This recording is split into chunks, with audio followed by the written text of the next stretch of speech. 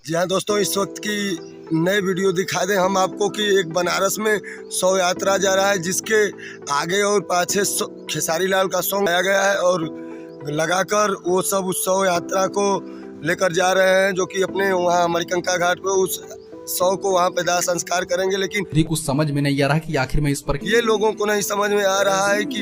ये शव यात्रा में लोग शादी विवाह की तरह रस्म निभा रहे हैं और समझ पड़ा है। लेकिन ये बनारस की घटना है और बनारस में जो मर जाता है या फिर डेथ हो जाती है, उन्हें इसी तरीके से लेकर जाया जाता है घाट